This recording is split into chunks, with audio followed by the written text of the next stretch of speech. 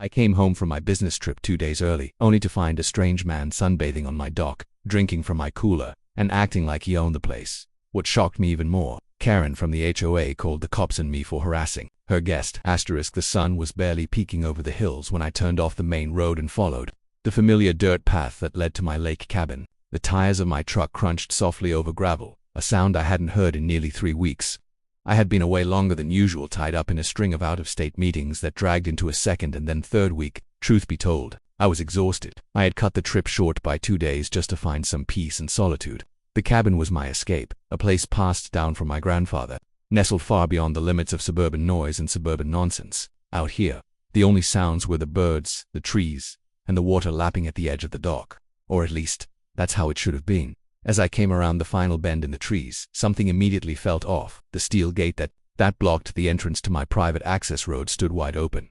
That gate was always locked when I wasn't around. My stomach tightened. Maybe the wind blew it open. Maybe I forgot. But deep down, I knew that wasn't the case. I had a routine. I checked locks twice. The padlock was hanging from the gate, fully intact but open. That's when I noticed the tire tracks fresh and muddy. Definitely not from my truck. I cut the engine, got out, and crouched down for a better look. The pattern was different, maybe a smaller SUV or a crossover. Someone had been here recently. I moved cautiously now, stepping back into the truck and rolling slowly up the path. The trees thinned, and soon the cabin came into view. Nothing looked broken or obviously disturbed from a distance, but the signs were piling up. A hammock I hadn't left out was strung lazily between 2 pines. Smoke wafted faintly from the chimney, though I hadn't left any wood in the stove. And then I saw him, a man I'd never met, stretched out on my dock, shirtless, wearing loud board shorts and sunglasses, a fishing pole in one hand and a beer in the other. My beer, the cooler beside him, was mine too, one I kept locked inside the cabin when not in use. I stopped the truck, stepped out, and tried to keep my voice calm. "Hey there, can I help you?" The man didn't even flinch. He looked over slowly and raised his sunglasses like I was disturbing him. "Nah, all good," he said casually. "Just enjoying the morning." My eyebrows knit together. "This is private property," I said firmly. "This is my cabin. I didn't give anyone permission to be here." That got his attention. He sat up a little straighter. "Oh, no worries. Karen said it was okay. She said the owner doesn't come out here much, so it's cool if I stay for the weekend." I blinked, stunned. Karen from the HOA. "Yeah," he nodded. "Real nice lady. Said she had keys and everything. Showed me where to find the firewood and told me I could fish as long as I cleaned up after myself." "You're kidding, right?" I said, stepping forward. "I am the owner. This place has been in my family for over 40 years. No one, not the HOA, not Karen, has any right to give permission for anything on this land." The man's face twisted with confusion, or maybe annoyance. "I don't know, man. Karen said it was abandoned. If said it was being taken over by the HOA for community use or something." I took a deep breath. I didn't want to lose it. Not yet. That's a lie. This property was specifically excluded from the HOA boundaries when the subdivision was built. It's on separate land, with its own deed and private lake access, and it's not abandoned. "I was here 3 weeks ago." He seemed unsure now. He looked back at the cabin, then at me. "Well, maybe there was a mix-up." I didn't answer. I walked toward the cabin, heart thumping. The front door was closed but not locked. That alone made my blood pressure spike. I always locked up every door, every time I twisted the knob and pushed it open. Inside, it looked lived in, not trashed, but clearly used. Someone had slept in the bed. The sheets were rumpled, the pillows tossed aside. A fresh towel hung over the back of the dining chair. Dishes were drying on the counter and there were crumbs on the table. Someone had made toast. My toaster had been moved. There were 2 mugs in the sink, one still half full with coffee. Then I saw them women's sandals by the back door. "Unbelievable," I muttered, pulling out my phone and snapping pictures of everything. I wasn't touching a thing until I documented it all. I photographed the dock, the interior, the mess, the open gate, even the tire tracks. This was trespassing, clear and simple. I wasn't sure if I was more angry or stunned. I was still taking photos when I heard the distant wail of sirens. I stepped outside just in time to see a sheriff's cruiser bounce up the path, dust cloud trailing behind it. 2 officers stepped out quickly, one placing a hand casually on his belt. The other scanned the scene and walked over. "Sir, we got a call about a disturbance." I said there was a threat made against someone staying on the property. He said, My jaw dropped. "I'm the property owner. Someone is squatting in my cabin." The first officer held up a hand. "Let's take this one step at a time. ID, please." I handed over my driver's license. "I also have the deed in the truck," I said, "and utility bills with my name on them. This place is mine. No one, not the HOA, not Karen, has any rights here." Just then, like a scene out of a bad sitcom, Karen arrived. She wasn't in her usual pencil skirt and name badge. Today she wore oversized sunglasses and a smug grin. She marched up like she was the mayor of the lake. "That's him," she said, pointing at me. He scared my guest and started yelling. "This isn't how we handle things in this community." I turned slowly toward her, blood boiling. "Karen, what in God's name are you talking about? That man is trespassing in my home. You had no right to let him in, no right to have keys, no right to use this cabin for any purpose." She smirked. "You've been away for weeks. The property was sitting unused, deteriorating. The HOA board agreed it should be made available for shared community use. We're revitalizing underutilized areas." I blinked. "You're insane." She folded her arms. "It's a community decision." "No," I snapped. "It's not. This property is not under HOA jurisdiction. It's not yours. And if you stepped foot inside, you trespassed. You broke in." The officers looked back and forth between us, clearly catching on.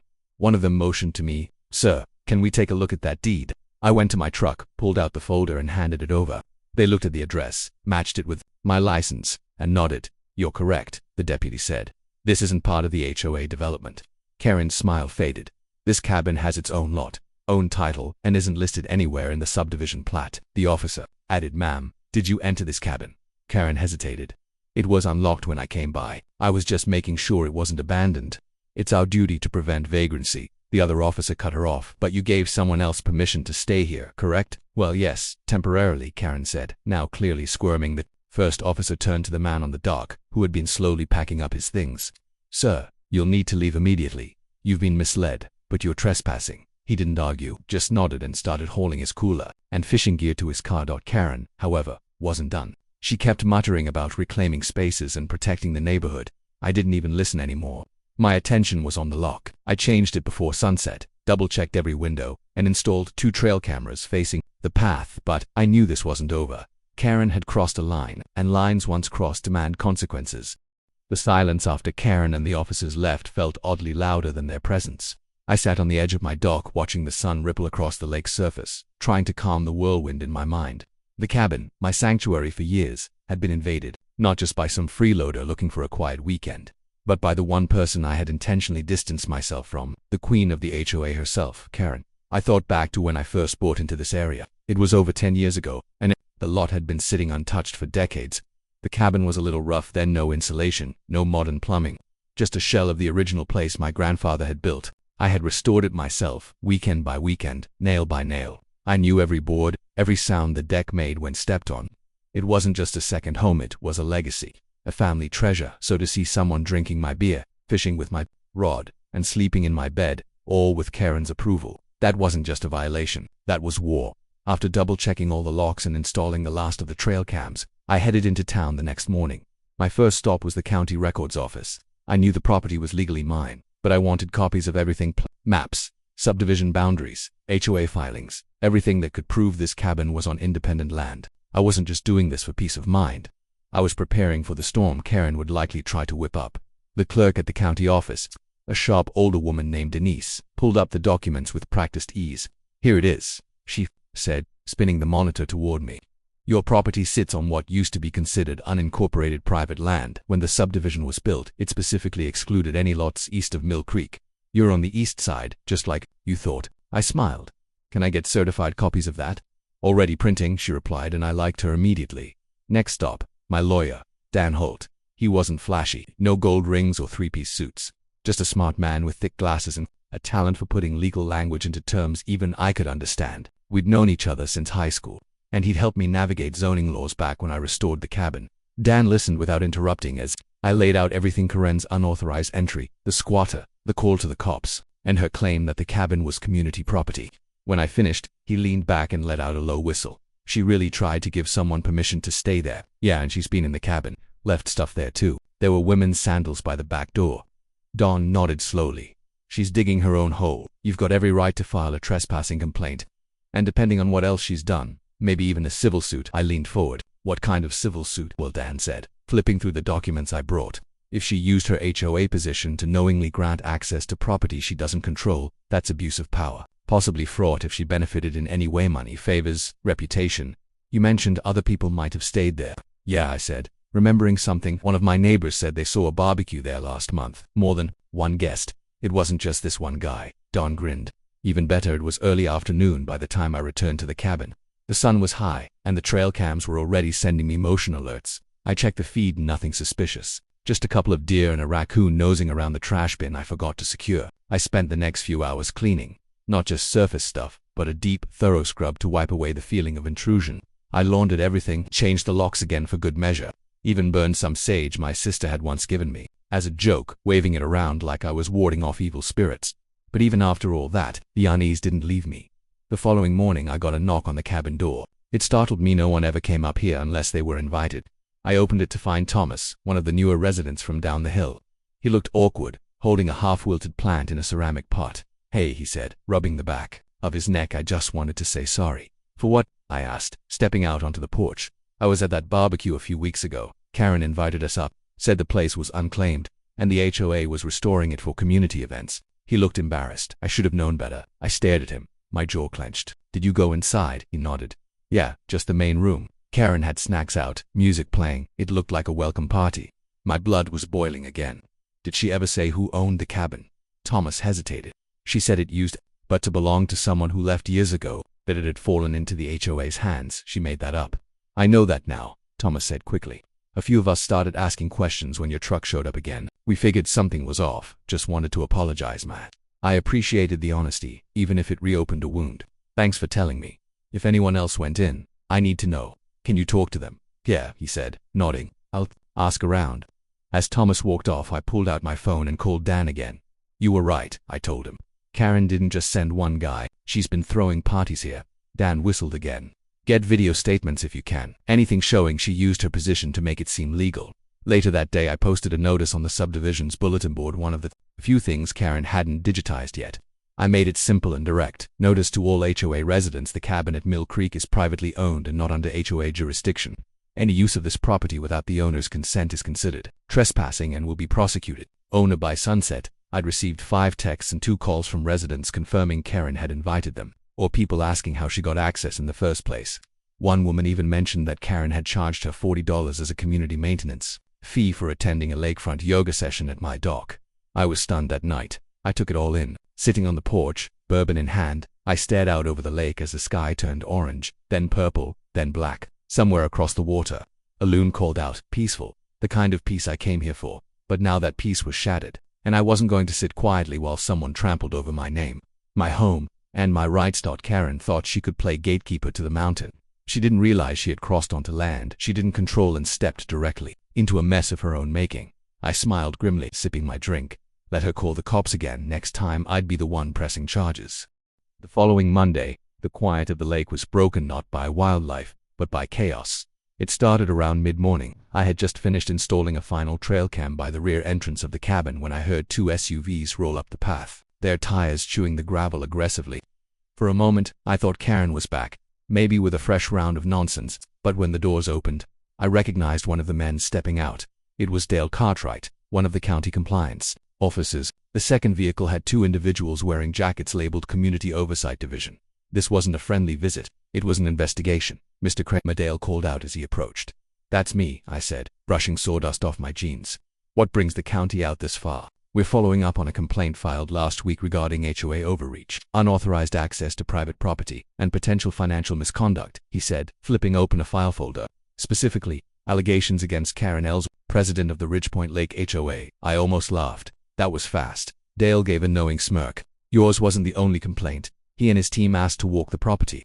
I gave them full access. We did a full loop, showed them where the guests had been staying, pointed out the trail cam footage, and shared copies of the photos I'd taken the day I arrived early. I handed over the signed statements Dan had gathered from neighbors like Thomas, who confirmed Karen had used the property for events, all while claiming the cabin had been reclaimed by the HOA. One of the compliance officers took careful notes. Another used a GPS-based mapping device to confirm what the county documents already showed, that my property was clearly and legally outside HOA control. "That's not the issue," Dale explained as we walked back toward the porch. "She knows this land isn't under her authority. But if she convinced others otherwise, especially if she collected money or misrepresented her legal power, that's a whole different game. That's civil and criminal territory." I handed Dale a printout from a message board. It was a screenshot a neighbor had shared with me, a post from Karen in the HOA's private online portal. It read, "Join us at the Community Lake Cabin this weekend. $10 donation for maintenance appreciated. Yoga, wine, and lake views. This is a shared HOA retreat now available thanks to recent board planning. Details below. Dale's eyes narrowed. I actually called it a community lake cabin repeatedly. I confirmed. He shook his head. This woman's about to learn what happens when you mix arrogance with legal fiction. As the officers wrapped up, I could feel the tone shift. What began as a trespass complaint was quickly evolving into something to purr up, crack in the dam that held Karen's carefully constructed empire together. Later that afternoon, I received a call from Dan. "You might want to sit down," he said. "I'm on the porch," I replied. "Shoot, Karen's being audited. Financial records from the HOA's last 5 years are being pulled. The county's received over a dozen statements now, most of them confirming she charged residents for events at your cabin, claimed it was common property, and didn't disclose how funds were used. Is this going public?" "Oh, it will," Dan said. "But right now she's trying to keep it quiet. The HOA board is panicking. I heard she's calling emergency meetings, trying to explain it all away as a misunderstanding. She knew exactly what she was doing." "Oh, no doubt. But here's where it gets better. A few residents have come forward claiming they tried to challenge her in the past over budget changes, property lines, even parking rules. She steamrolled all of them. Threatened fines, revoked privileges, manipulated board votes. She's been running this HOA like her personal kingdom." I let out a low whistle, so I just lit the fuse. "You did more than that," Dan said. "You threw the dynamite." That night, I stayed up late sorting old emails and voicemails from Karen. I found several messages she'd left me over the years, most of them annoying, some borderline aggressive. Once when I refused to attend a board BBQ, she left a message saying, "We can't have private residents thinking they're above the community." Another time, when I installed a security fence near the trail line, she sent a letter claiming it violated the neighborhood's visual continuity. I had ignored her then because the HOA had no power here. But now, those messages painted a clearer picture of her control-hungry pattern. By midweek, the whispers in the neighborhood had become shouts. Karen's name was everywhere on porch conversations, HOA forums, and neighborhood texts. The yoga instructor she hired for one of the lakeside events came forward and confirmed that Karen paid her with a handwritten check-marked HOA outreach budget. Only problem, that budget didn't exist on paper, not legally. The final straw came Thursday morning. I was in town grabbing coffee when I bumped into Jerry Livingston, the HOA's treasurer. A nervous man by nature, Jerry looked even more shaken than usual. "I need to talk to you," he said, pulling me aside near the hardware store. "I didn't know." "All right, I swear I didn't know she was using the funds that way. She said everything was approved. We didn't vote on anything involving your cabin." "Why didn't you speak up?" I asked, not unkindly. "She threatened to remove me from the board," Jerry muttered. "Said I wasn't aligned with the community vision. Look, I'm just a volunteer. I didn't want trouble." "Jerry, she forged access to someone's home. That's more than trouble, I know. That's why I quit this morning. Sent in my resignation. The rest of the board's probably going to follow soon." By Friday, the HOA was in freefall. Karen issued a public statement, posted to the community email list. It was classic damage control, flowery language, passive phrasing, and plenty of blame deflection. To the Ridgepoint community, it has come to my attention that certain misunderstandings regarding the use of recreational properties have caused confusion. At no point was their intent to mislead. All actions were conducted in the spirit of community enhancement. We regret any discomfort and will fully cooperate with county officials during their review. Karen Ellsworth, HOA president. That same afternoon, the county posted a notice on the HOA clubhouse bulletin board. Notice of investigation, Ridgepoint Lake. HOA is under active review for potential financial misconduct and boundary overreach. Residents are encouraged to submit relevant documents and statements. The silence that followed wasn't peaceful, it was tense. Karen stopped showing up to her usual morning walks. Her car disappeared from the driveway for days. The lawn at her house, usually trimmed like a golf course, went ragged. No one answered when neighbors knocked. The queen had fallen, and everyone was waiting to see how hard she'd land. I got one final message from her that weekend, a text. Short and sharp. "You didn't have to go this far." I stared at it for a moment, then deleted it without replying. Because the truth was, I didn't go far enough. Not yet. The Monday after Karen's public statement, my phone rang at 8:02 a.m. sharp. It was Dan. "She's lawyered up," he said without preamble. "Just got a notice from her attorney. They're denying everything, claiming you gave verbal permission to use the cabin for community engagement purposes." I barked a laugh. "That's ridiculous. I have 10 years worth of evidence showing I've kept this place private." "She has nothing to back that up." "She's grasping," Dan replied. "But this is what happens when people like her get cornered. They try to bluff their way out. Well, the bluff won't work. Not this time." Over the next few days, things moved quickly. Karen's legal team tried to resolve the issue quietly, offering to settle the matter with a simple apology and a signed agreement that she wouldn't use the cabin again. But it was too late for that. Too many people had been lied to. Too many hands had been in my fridge, my bed, my beer cooler. And Karen wasn't just guilty of trespassing. She'd weaponized her title to abuse trust, bend boundaries, and take over something she had no right to touch. Dawn and I filed a civil suit, trespassing, misrepresentation, and emotional distress. We included evidence from my surveillance footage, statements from at least 7 neighbors who'd attended her events, and even her old emails and voicemails where she subtly threatened retaliation against anyone who questioned her. It wasn't just about my cabin anymore. It was about making sure she could never do this to anyone else again. The lawsuit went public a few days later. Local newspapers picked up the story. The headline read, HOA president accused of squatting scheme and property misuse. The photo below the headline showed Karen outside the HOA clubhouse, looking smug and polished, probably from a time before everything unraveled. The article itself quoted several neighbors, all of whom echoed a similar story. Karen had promised shared access to a lakeside retreat that she had no ownership of. She had accepted donations, directed vendors to the property, and painted herself as the generous steward of a forgotten community asset. It all sounded so noble until people realized it was based on a lie. One line in the article stood out to me. It's like she thought no one would ever return to the cabin, one resident said. She acted like it belonged to her, I felt, a mix of validation and rage. The next week, Karen filed a countersuit accusing me of defamation, harassment, and slander. Dan didn't even blink. This is textbook retaliation. She's digging a deeper hole. The court scheduled the preliminary hearing 2 weeks later. I showed up in a clean button-down and jeans. Karen arrived wearing all black, oversized sunglasses on her face, even though the courtroom lights were dull and sterile. Her attorney, a smooth-talking man with slicked-back hair, introduced their case with a weak argument that Karen had acted in good faith, believing the property was part of a community buffer zone based on conversations and prior neighborhood maps. Dan stood and delivered our side with a kind of calm confidence that made judges take notes. The property, he said, holding up the plat map, is outside HOA jurisdiction. It has never been part of the HOA. My client holds a deed, pays property taxes separately, and has full rights to restrict access. What's more, Ms. Ellsworth gave multiple individuals verbal and written permission to use a home that she had no right to enter. That's not a misunderstanding. That's trespassing. Karen squirmed. After the hearing, the judge denied her countersuit, stating it lacked any substantial evidence. Our case moved forward. I didn't celebrate, though. Not yet. This wasn't over. She wasn't going down quietly. The real shock came a few days later when I received an anonymous email. No name, just an address and a subject line. You should see this. The message included a Dropbox link. I clicked with caution. What I found stopped me cold. Inside were several scanned pages from internal HOA documents, budgets, emails, and a ledger, a handwritten notebook detailing community events held at the cabin. Karen had been keeping track of everything: dates, times, guest names, and donation amounts. There were at least 8 events documented over the course of 6 months. The totals reached nearly $3,000, but none of it had ever appeared in official HOA financial reports. Dan reviewed the files and whistled again. We just hit gold. This isn't just abuse of power, I said. This is fraud. Karen had taken money under false pretenses, hosted parties on private property, and pocketed funds without board approval. She called it community outreach. The law would call it theft.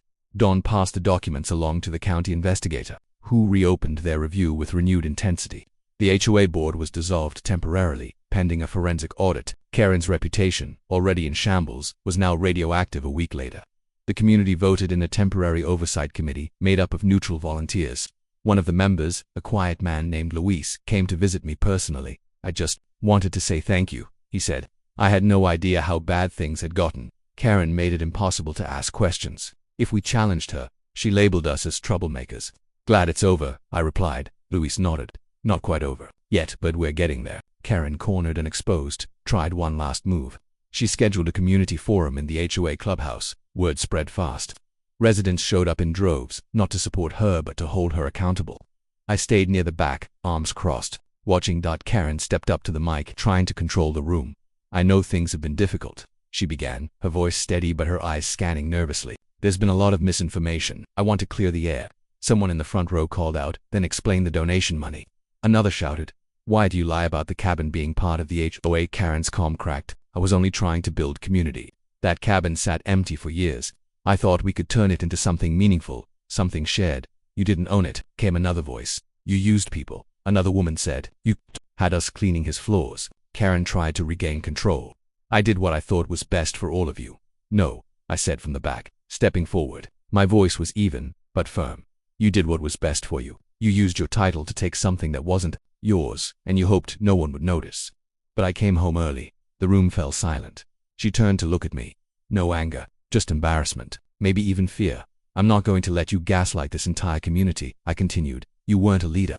You were a thief. You misused your authority, trampled my property rights, and dragged this neighborhood into your lies. Karen didn't respond. She stepped back from the mic and left the building as residents continued shouting behind her. She didn't return to Ridgepoint after that. Within a week, her house was listed for sale. A moving truck showed up quietly one morning. By afternoon, she was gone. No apology, no goodbye. But that was fine by me. Fall came quietly to Ridgepoint, and for the first time in years, it actually felt like a neighborhood again. The smell of crisp leaves and chimney smoke filled the air, and the tension that had wrapped around us like a tight wire had finally loosened. Without Karen's constant presence at the helm of the HOA, things began to settle naturally, almost like the land itself was sighing in relief. My cabin stood as it always had, solid, serene, and mine. After everything that had happened, it felt different now. Not just a weekend retreat, not just a quiet place to escape city noise. It had become a symbol of something bigger, of standing your ground, of saying no more when someone crosses a line, no matter how loudly they pretend. It never happened. I'd spent a few weekends restoring it after the mess her guests left behind, repainting, replacing a few broken boards on the porch, steam cleaning the carpets, and tossing out the mattress that had clearly been used without my permission. There were beer stains on the floor, and someone had etched their initials into the deck railing. But even after all that, it felt like I had taken it back. One Sunday afternoon, Dan dropped by. He leaned on the porch railing, looking out over the lake. "So, she's officially gone," he said. "Closed on her house last week, moved across the state." I nodded, stirring the coffee in my mug. "Won't miss her." "No one will," he said, grinning. There was a new HOA president now, a woman named Mia Dorsey, middle-aged, sharp as a tack, but actually listened to people. She'd reached out personally, apologizing for how things had spiraled, even though none of it was her fault. She was already making changes, opening up board meetings to public questions, sharing monthly financials online, and most importantly, putting in motion an amendment to the bylaws that would formally separate HOA parcels from community affairs. Dan took a long sip of coffee. "Think she'll ever try anything like this again somewhere else?" I shrugged. "Maybe, but if she does, someone else will shut her down just like we did." He looked around. "This place really is beautiful. I get why you fought so hard for it." "I didn't just fight for the cabin," I said quietly. "I fought because she thought she could rewrite reality just by talking louder. That kind of person doesn't stop unless someone draws a line." We stood in silence for a while, watching a pair of ducks paddle across the lake. The breeze was light, and the sun sparkled on the water like scattered diamonds. Later that week, I received a manila envelope in the mail. No return address. Inside was a handwritten letter and signed, but unmistakably Karen's handwriting. I made mistakes. I let power and praise go to my head. Maybe I justified it by thinking I was doing good, but I know now I crossed a line. I hope one day you'll find peace with it. I'm trying to. I sat with that letter for a while. I didn't respond. I didn't need to. Some apologies aren't meant to be accepted. They're meant to be reminders. Still, I didn't wish her harm. I just hoped she learned something. A few weeks later, the HOA's internal audit was published. Over $6,700 in unreported donations had passed through Karen's hands in just 8 months, none of it traceable to any neighborhood improvement project. A third-party accounting firm confirmed what most of us already knew. Karen had been using Ridgepoint like her personal kingdom, but kingdoms fall when people finally stop bowing. I took the audit and tucked it into the folder with the rest of the case documents. Lawsuit, dismissed countersuit, court minutes, and the anonymous tip that changed everything. I didn't plan to look at them again, but I wanted them nearby, just in case. By early November, Ridgepoint hosted its first proper town picnic since before the pandemic. Mia organized it with the new board, and they asked me to say a few words, not because of what I'd been through, but because, as Mia put it, you reminded this neighborhood what boundaries are worth. I stepped up to the mic, looking out at faces that once kept their heads down, afraid to challenge authority. Now they were smiling, chatting, bringing pies and kids and lawn chairs. I never wanted attention, I said, and I definitely never expected drama. I just came home early one day and found a stranger sleeping in my bed. That's not just about property. That's about principle. The cabin was never part of the HOA. It never belonged to anyone else. But more than that, no one should ever feel powerless when someone crosses a line. I paused, watching a little boy chase bubbles in the grass. We've all learned something these past few months about accountability, about standing up even when it's inconvenient, and maybe, most importantly, about not letting silence turn into permission. We've got something special here. Let's keep it honest. The applause that followed wasn't thunderous, but it was sincere. After the picnic, a few neighbors came to shake my hand. Some apologized for not speaking up sooner. Some shared stories of their own run-ins with Karen's intimidation. I didn't blame any of them. I knew what fear did to good people. It made them small. But now they were standing tall again. Winter arrived gently that year. I spent more weekends at the lake, alone but not lonely. The cabin was quiet, the trees still, the fire always warm. I added a motion sensor gate to the driveway and installed 2 new cameras just in case, but I didn't worry much anymore. The worst had passed.